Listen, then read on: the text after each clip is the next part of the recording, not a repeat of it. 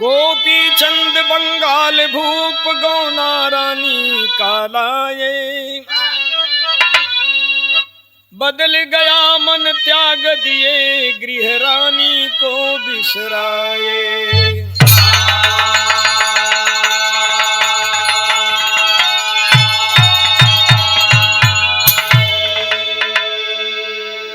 रहे भरथरी के मामा लेकर गोरख से दीक्षा, जोग रमा के चले मांगने मां पत्नी से भिक्षा।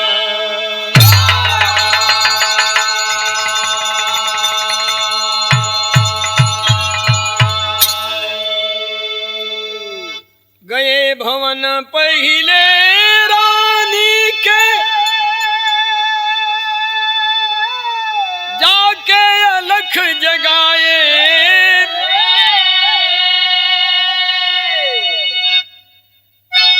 मधुर भजन सारंगी टेर के, जाके द्वार पर गाए।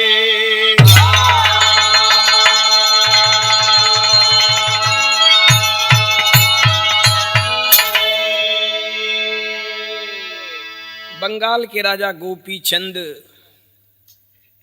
अपनी पत्नी का गौना लाए। थोड़े दिन तक पत्नी के साथ जो भी ऐश आराम किए होंगे, लेकिन एकाएक विचारधाराएं बदल गई और पत्नी को छोड़कर जाके गोरख बाबा के यहाँ से दीक्षा लेकर योग रमा करके फिर लौटते हैं। देखिए, वो ऐसी परंपरा है वहाँ उस पंथ में,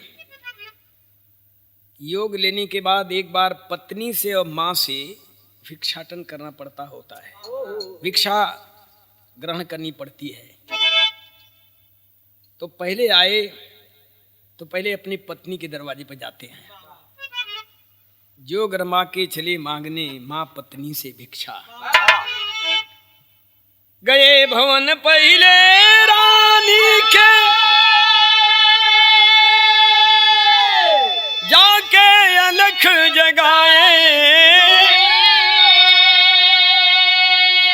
भजन मधुर स्वर में सारंगी टेर के द्वार पे गाए।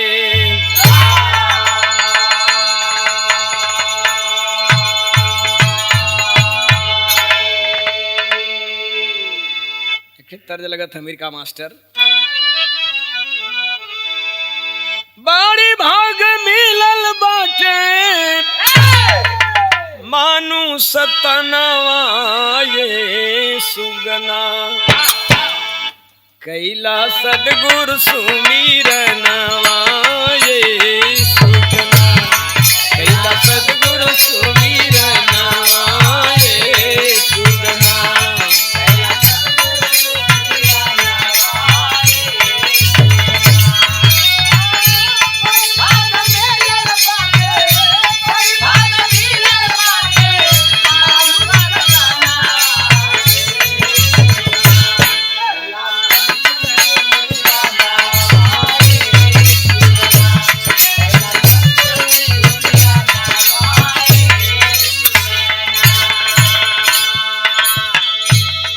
तर्ज में गाना का भाव हो, रिश्ते नाते झूठ झूठा सारा जहनवा ये जननी, सत्य हरि के सुमिरनवा ये जननी।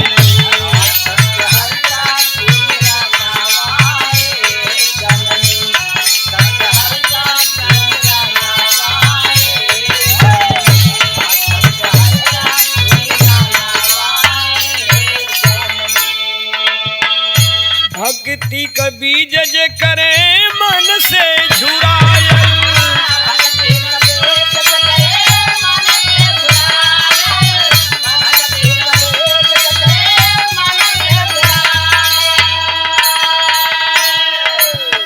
विषय वासना में आके जे भी झुराए,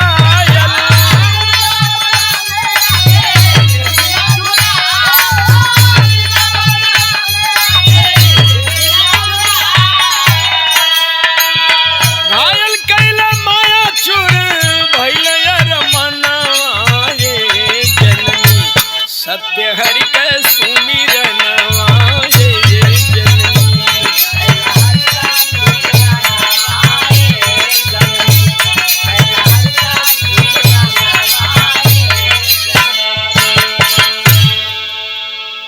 दो लाइन भजन गाय की आवाज लगाओ तो भिक्षाम देई मां, भिक्षाम देई, भिक्षा दे दे माई। पत्नी के दरवाजे पे अब माई कह के बुलावत हूँ मैं। जिंदगी का सुख सारा भक्ति भजन में,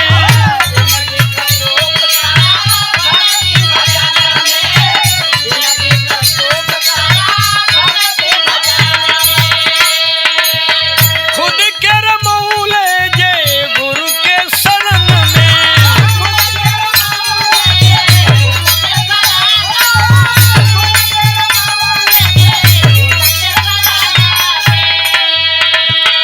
लख 84 वाला छूटल बंधनवा ये जननी।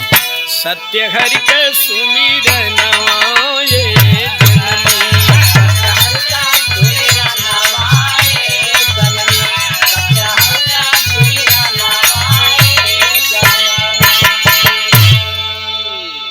भिक्षाम दे मां, माई भिक्षा दे दे। आवाज लगाओ तू मैं। झोलिया में भीख दे दा बेटा कह के माई।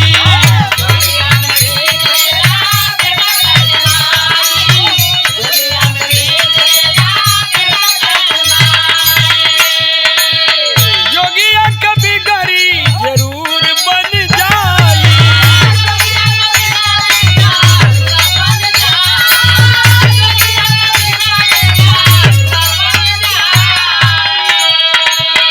बड़ी भाग जोग लेके, बड़ी भाग जोग लेके आईली गोहनवा ये जननी। सत्य हरि के सुमिरनवा ये जननी।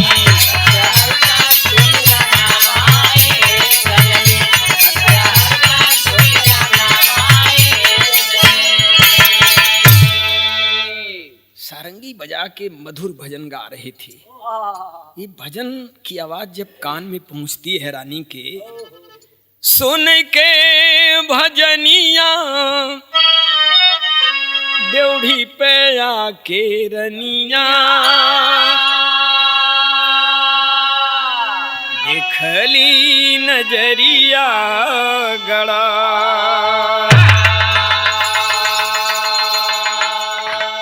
जोगिया का भेष धई के अइले सजनवा। जल बिन मीन जैसे छटपटा।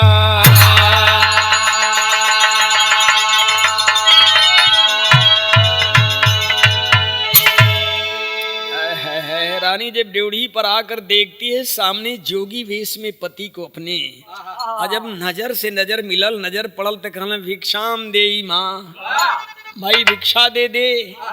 अरे कलेजा फटा लगल न हो। तर्ज बदल गई मास्टर। गवन कराई पिया घर बैठवले, अपने कोयलरिया में लागल रे। निर्मोही दगा दे के भागल रे, निर्मोही दगा दे के।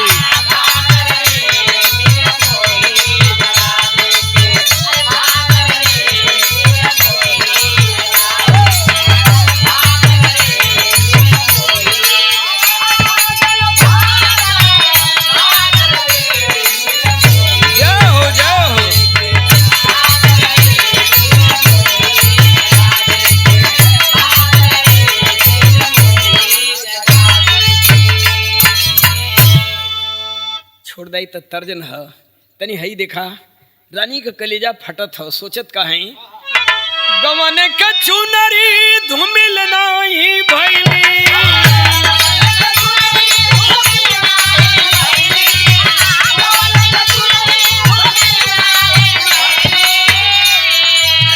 गवन का चुनरी धुमिल नाही भइली, मेहदी महावर ना छूटल हो। हाय विधना करम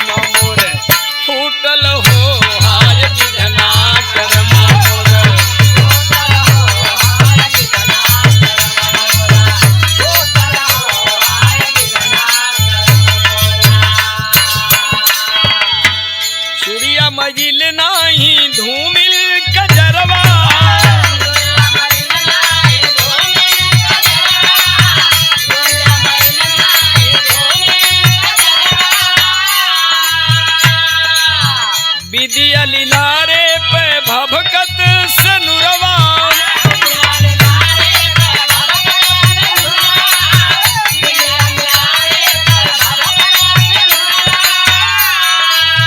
चढ़ली जवनिया के सुख नाही पौली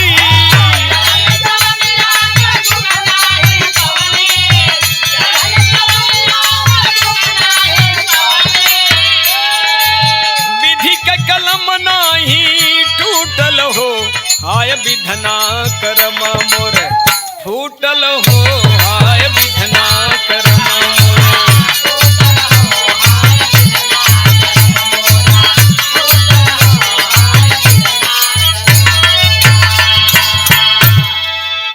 चढ़ली जवनिया के सुख नाही पौली।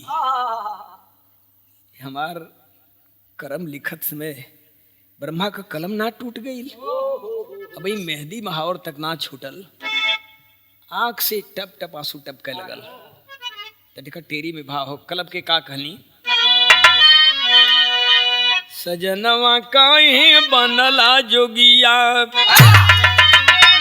सजनवा काहे बनला जोगिया, कई के सेज सुन मोर गोदिया घर आंगनवा, कई के सेज सुन मोर गोदिया घर आंगनवा, सजनवा काहे बनला जोगिया।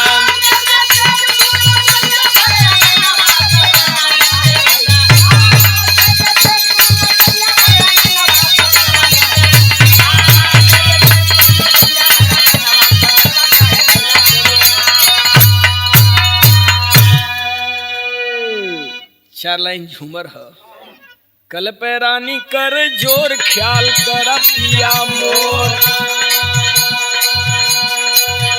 गौना लाके नेह जोर घर छोर सजना, चित से हम के उतार छोड़ घरवा दुआर,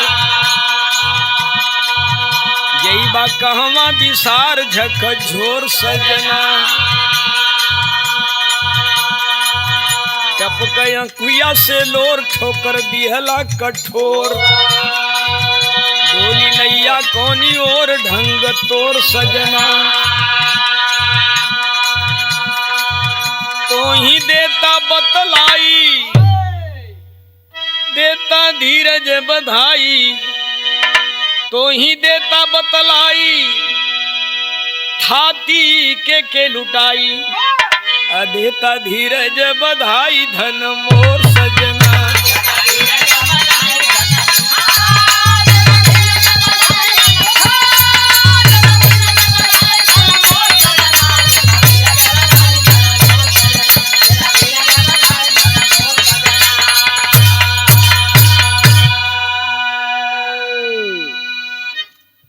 तो ही देता बतलाई, थाती के लुटाई, आदेता धीरज बधाई धन मोर सजना। आंख से आंसू बरसत कहनी का, कवने करनवा सैया जोग वरमावाला, अरे जोगा अरे जोगा वरमावाला हो राम, हम के बनवला हे सैया, हम के बनवला बिरहिनिया हो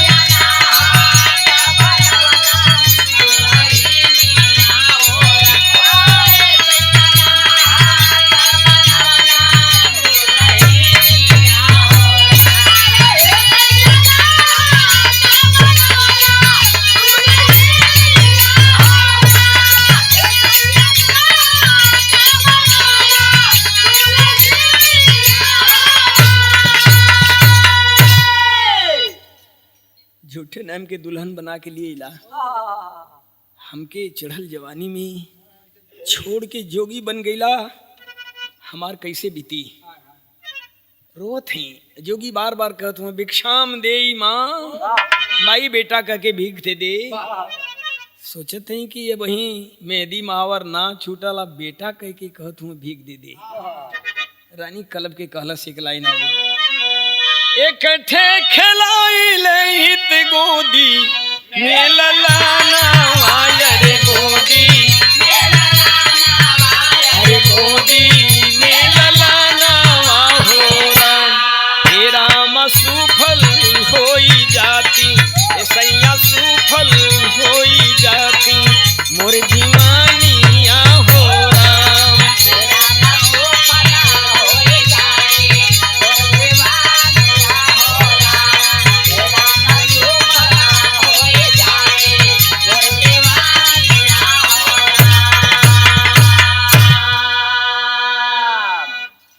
हाथ जोड़ के विनती करत हई, कम से कम हमरे गोद में एक से लड़का हो जात, कोई बच्चा के सारे अपन जिंदगी हम काट ले थे, इतना हमरे पर तनी कृपा करा।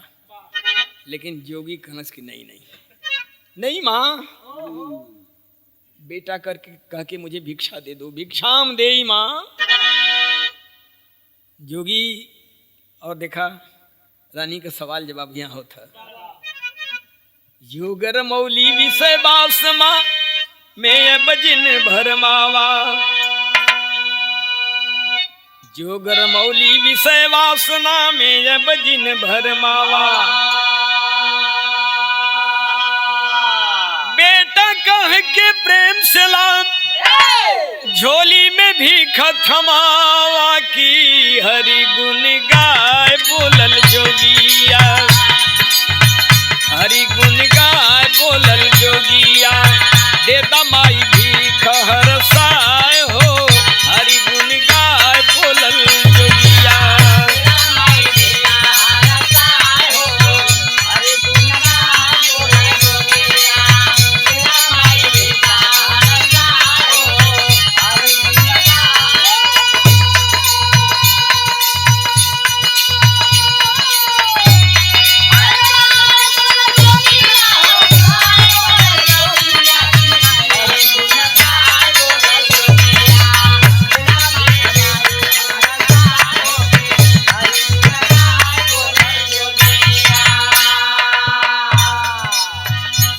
भिक्षाम दे माँ, भिक्षा दे दे माई, अब मुझे इस माया में मत फंसा। झरझर बरसे नीर नयन से रोके रानी बोली, एक बात मोर माना सैया, भरब तो हरी झोली की, हरि गुण गाय बोलल जोगिया, घर ही में जो गला रमाय हो, हरि गुण गाय बोलल जोगिया।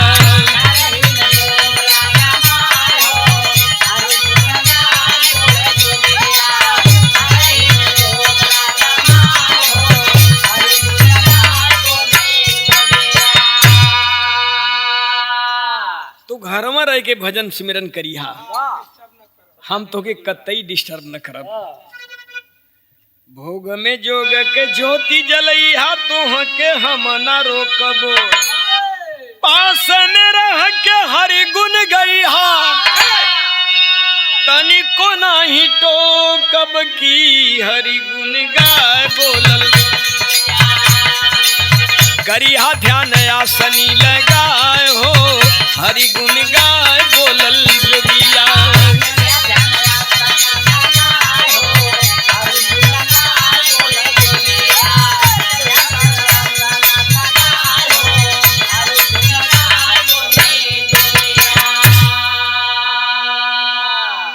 कहली तू हमरे बगलिए में आसन लगा के भजन सिमरन करिहा, हम एकदम तो के परेशान न करब। लेकिन जोगी बोलल, भक्त वही जो ध्यान अकेल लगावे, जब से जागे तब सवेरा, हर पल हरि गुण गावे की, हरि गुण गाय बोलल। सूझे नाही रानी के उपाय हो, हरि गुण गाय बोलल जोगिया।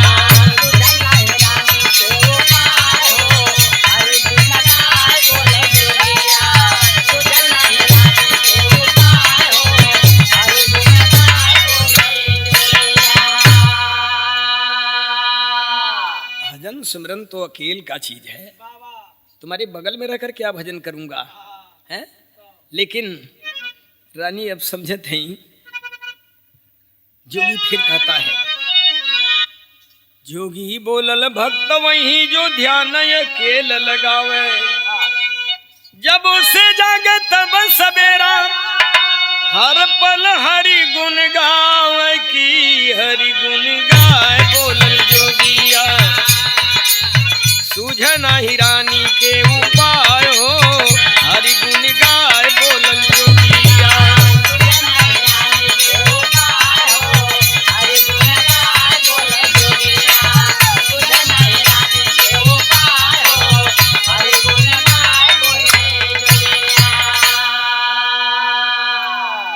रानी परेशान है, जोगी कहना पत्नी कह हो धर्म पति कह अपने आज्ञा माने।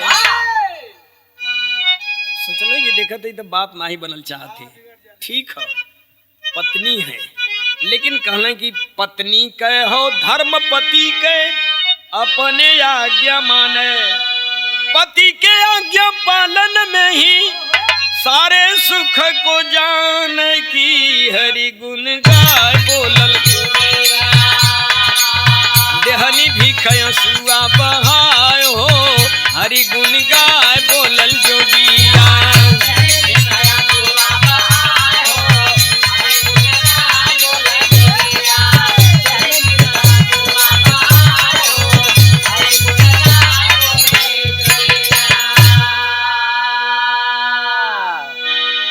पत्नी का धर्म होता है अपने पति की आज्ञा का अक्षरशः पालन करना।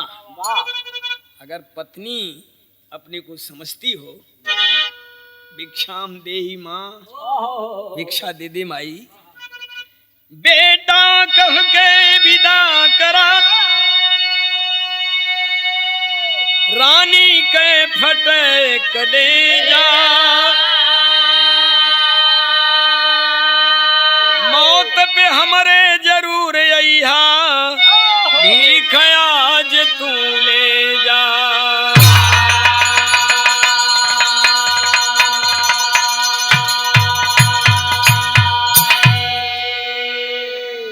दे देनी बेटा कह के भिक्षा। रानी तो बेटा कह के भिक्षा थमाओ थी, रानी का कलेजा फटत हो, अजोगी बड़ा मस्त हो, एक काम तो हमार हो गया, लेकिन वहां से भिक्षा लेके चलना है। तेरत सारंगी मगन हो के चलल, अरे तेरत सारंगी मगन हो के चलल, माता के अपने दुआर हो, तेरत सारंगी मगन हो के चलल।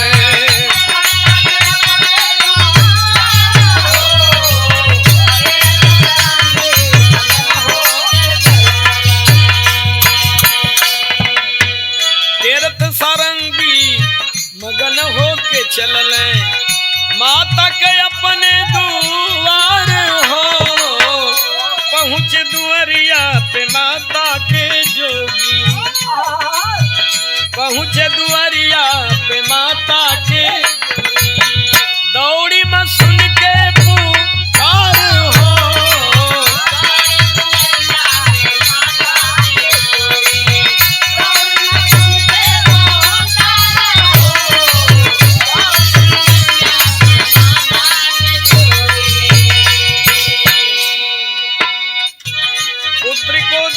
कर माँ पास दौड़े आई है, लसत गेरुआ बना तन पे लखथर साई है, भूख दिल में उठी क्षण भर में ही गमगीन हुई, पुत्र के होते पुत्रहीन हो बेदीन हुई,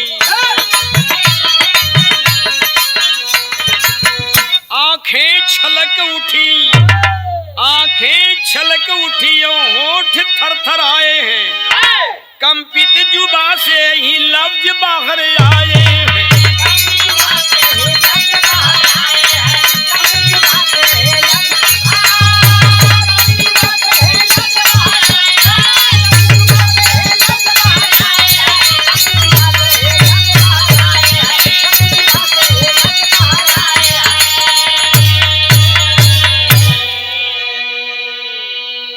आंखें छलक पड़ी और होठ थरथराए हैं, कंपित जुबां से यही लफ्ज बाहर आए हैं। अखिया से आंसू बरसे लगल। पहले तो एक बार दिखली तो इतना खूबसूरत लगत रहना है, इतना खूबसूरत उनके तन पे वो गेरुआ वस्त्र लग रहा था। पहले तो माँ को बड़ा खुशी हुई, लेकिन हुक दिल में उठी, क्षण भर में ही गमगीन हुई। पुत्र के होते पुत्रहीन हो बेदीन हुई। एक बेटवा जोगी बन गयल। तब का कहली, कंपित जुबां से यही लफ्ज बाहर आए हैं, कुल कदिया नवा ललनवा तू हमरे, कुल कदिया नवा ललनवा तू हमरे, गोदिया भइल उजियार हो, कुल कदिया नवा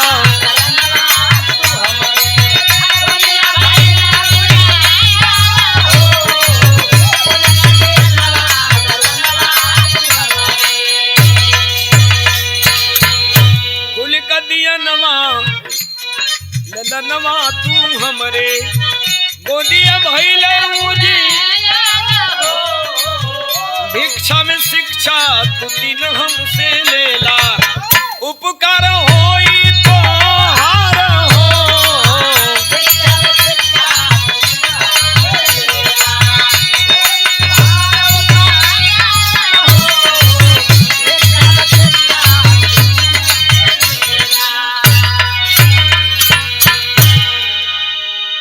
वज्र बना के कलेजा कहली कि बेटा, भिक्षा में मुझसे कम से कम 3 शिक्षा जरूर ले लो।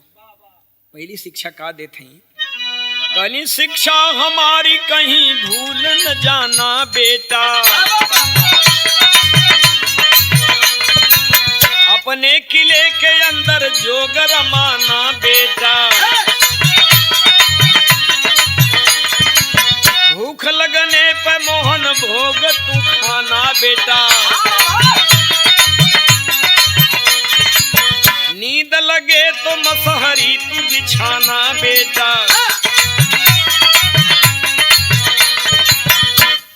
कहली कि बेटा, भूख लगने पर मोहन भोग खाना,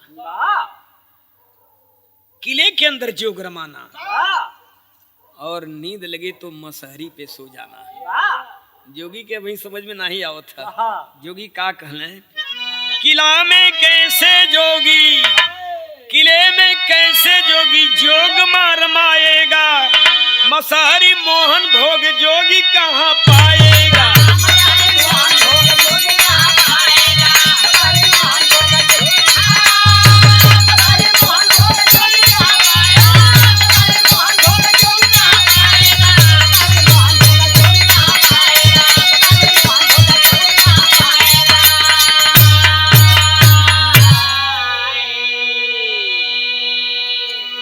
सोचा तुम माइयो हमके फंसावल चाहते यही माया में। कल रे माँ, किले में कैसे जोग रमा सकता हूँ, और मोहन भोग कहाँ मिलेगा खाने को, मसहरी कहाँ मिलेगी सोने को, जोगी के। तो देखा माई ढकले बताओ थी, लेकिन एक तर्ज लगा था, कहवा के खायर चुनवा, कहवा के पान, कहवा के टीकुरी, कहवा के टीकुरी, नीलरवा मारे हो जान, कहवा के टीकुरी, नीलरवा मारे हो जान, कहवा के टीकुरी, नीलरवा मारे हो जान, कहवा के।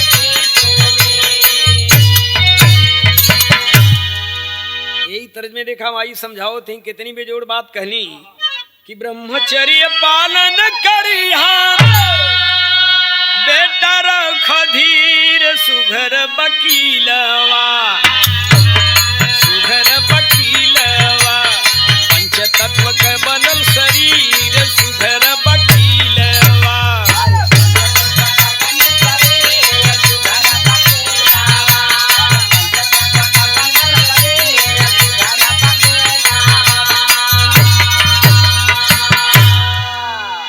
बेटा क्षितिजल पावक गगन समीरा पंच तत्व रचित शरीरा, ये शरीर रूपी किला जो है, ये शरीर रूपी गढ़ है, इसी के अंदर जोग रमाने का मतलब ब्रह्मचर्य का पालन करना, ब्रह्मचर्य का पालन करना।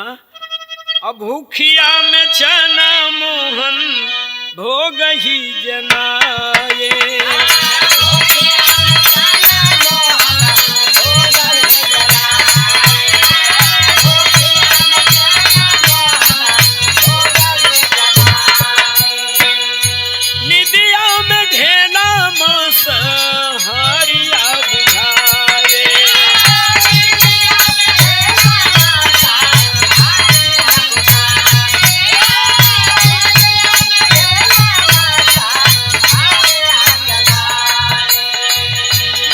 पथ पे चल के कबहू होया जिन अधीर सुघर बकीलवा, पंच तत्व के बनल शरीर सुघर बकीलवा।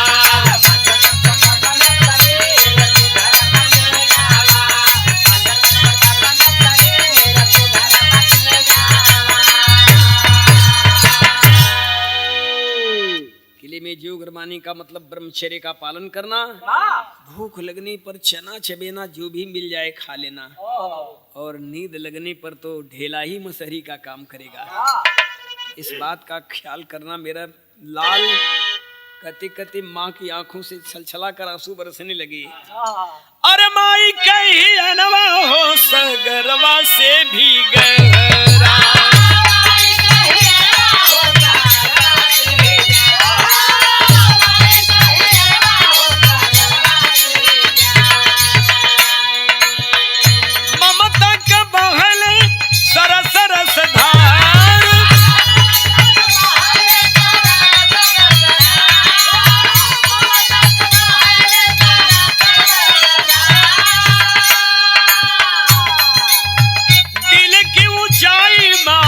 आसमां से जाने स्नेह के माता में होला अक्षय भंडार, मन नहीं जिया हिया हट दे तभी खिया, कैसे भुलाई केहू जननी का प्यार, हमारे बुढ़ाई के सहारा लाल हुई है, बेटा बदे सपना सजवनी हजार, वो ललन मोर जोगी बनी गई है।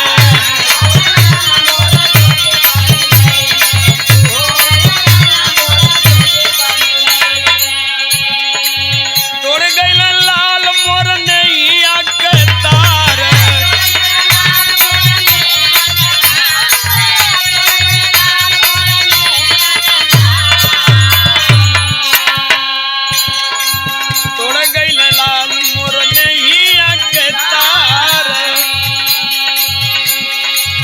भक्ति के मार्ग से न तुह के डिगई में दिहली माई भीख रो के झोलिए में डार,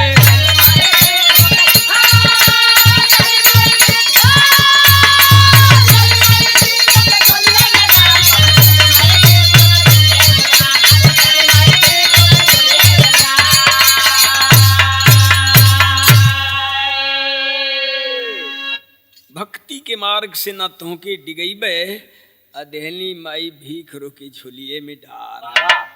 कली के बेटा अब तुझे मैं कतई किसी कीमत पर नहीं रोक पाऊंगी, कलेजा फट रहा है, रो के झोली में भीख दे देती है। गाने का आखिरी भाव है,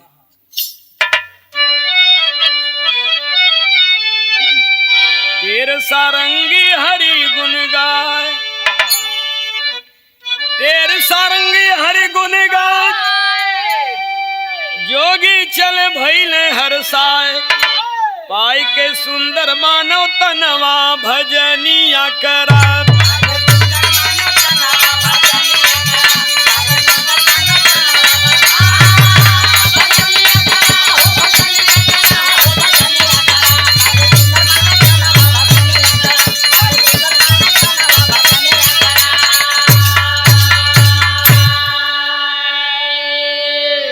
हरि भजन के लिए मिली है सुंदर मानव काया, जीवन धन्य हुआ उसका जो हरि भजन अपनाया। ले सदगुरु से नाम दनवा भजनिया करा।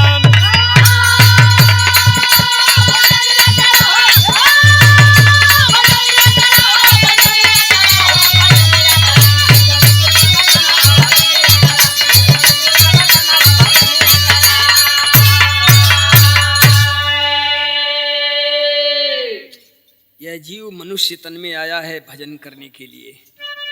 ले सदगुरु से नाम दनवा भजनिया करा। बिना सदगुरु से दीक्षा लिए, बिना सदगुरु से, बिना तत्वदर्शी से नाम लिए, शब्द लिए भजन सिमरन करने का कोई मतलब नहीं है। इसलिए ले सदगुरु से नाम दनवा भजनिया करा। स्वामी गुरु बिहारी रमन होरी रमे भजन में, हीरा लक्ष्मी कवि मंगल का ध्यान श्री गुरु चरण में।